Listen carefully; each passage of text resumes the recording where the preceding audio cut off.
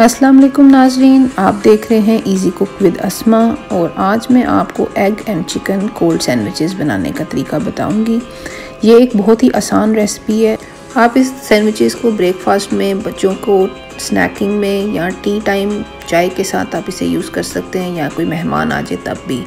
लेकिन सबसे पहले आप मेरा चैनल सब्सक्राइब कर लें, बेल आइकन को प्रेस कर लें ताकि आप मेरी हर वीडियो देख सकें।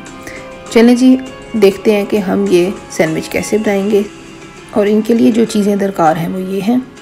हमें चाहिए 4 अंडे मुर्गी के, और साथ में हम ले रहे हैं चिकन का एक ब्रेस्ट फिले, जिसे पाकिस्तान में खुश्क बोटी कहते हैं। ये सीने का गोश्त होता है।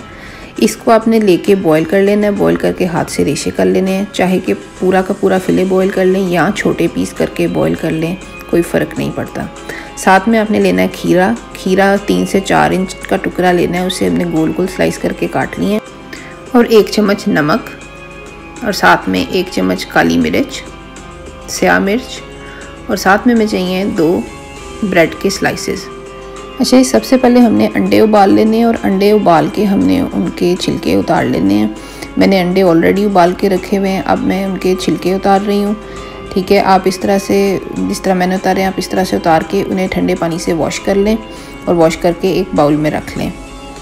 तो ये हो गए अंडे। उसके बाद जो खीरा है, मेरे पास एक स्लाइसर डाइसर की मशीन है जिससे बहुत ही बारीक क्यूकम्बर के पीसेस हो जाते हैं। अगर आपके पास ये नहीं है तो आप चॉपिंग बोर्ड यूज़ करके बहुत ही बारीक छोटे छोटे पीस कर लें। आपने इसे चॉप कर लेना है। अच्छा नाज़रीन, अब आप ये देख सकते हैं कि ये कितने ही छोटे और बारीक से पीसेस हो गए हैं। बहुत ही छोटे छोटे पीस हुए हैं। आपने अगर घर में चॉपर से करना है तो कर लें, लेकिन उसमें कहीं ये ना हो कि खीरा से बहुत ज़्यादा जूस निकल आए, तो आप चॉपिंग बोर्ड यूज़ कर लें। अच्छा जी, अब आपने ले लेना है एक बाउल और उसमें आपने रेशे किए हुए चिकन को डाल देना है।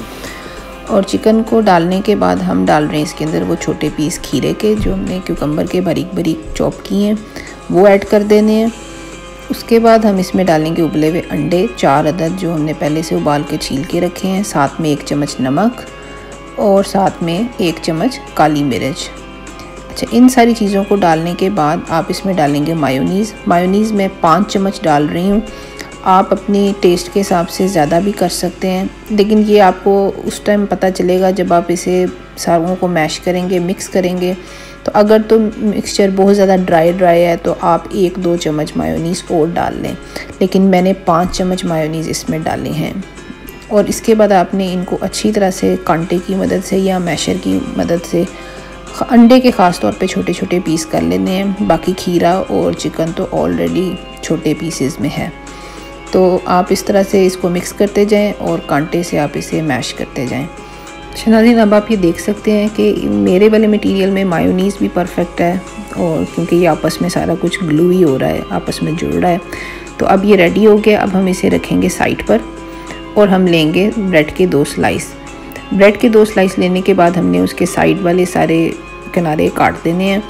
ठीक है, आप इन्हें क्रस्ट को काट के अलहदा कर लें और इसके बाद ब्रेड के स्लाइसेस के दरमियान में से 2 पीस कर लें। देखिए, सैंडविच की शेप आप चेंज भी कर सकते हैं। अगर आपने ट्रायंगल बनाने हैं तो आप डायगोनल काट लें, लेकिन मैंने स्क्वायर बनाने हैं तो मैंने इसलिए दरमियान से काटा है। ये ज़्यादा मोर इजीली मैनेजेबल होता है बच्चों के लिए।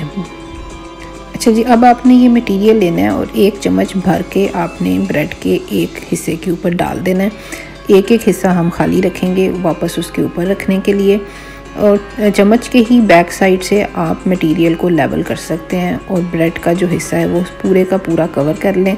अगर लगे कम है तो आप और डाल लें, थोड़ा सा और डाल के फिर आप इन्हें लेवल कर लें। जिस तरह मैं कर रही हूँ इस तरह आप इनको सैंडविच बना लें। देखिए, ये बहुत ही आजकल रमज़ान में ईजी है। मैं इस तरह का मटेरियल बना के अक्सर फ्रिज में रख देती हूँ, तो नेक्स्ट डे सुबह जिनका रोज़ा नहीं होता वो ब्रेड के स्लाइस पे लगा के खा लेते हैं और मैं आराम से अपनी नींद पूरी करके उठती हूँ। तो आप जो है, आप भी ये तरीका आजमाएं। आप भी सुबह सोए रहें, जिनका रोज़ा नहीं वो लगा के खा लें, या आप सैंडविच बना के भी इन्हें क्लिंग फिल्म लगा के भी फ्रिज में रख सकते हैं। तो नाज़रीन, ये देख सकते हैं कि बेहतरीन सैंडविचेस तैयार हैं। बाकी का मटेरियल मैं इसको कवर करके फ्रिज में रख रही हूँ अगले दिन के इस्तेमाल के लिए। तो आप सैंडविचेस बनाकर भी फ्रिज में रख सकते हैं। बच्चे अगर छोटे हों तो आप सैंडविच बना लें इस तरह के और ऊपर क्लिंग फिल्म लगा के आप उसे फ्रिज में रख दें, तो बच्चे जो है ख़ुद निकाल के भी खा सकते हैं। और ये बहुत ही सॉफ्ट होते हैं, छोटे बच्चे भी खा सकते हैं।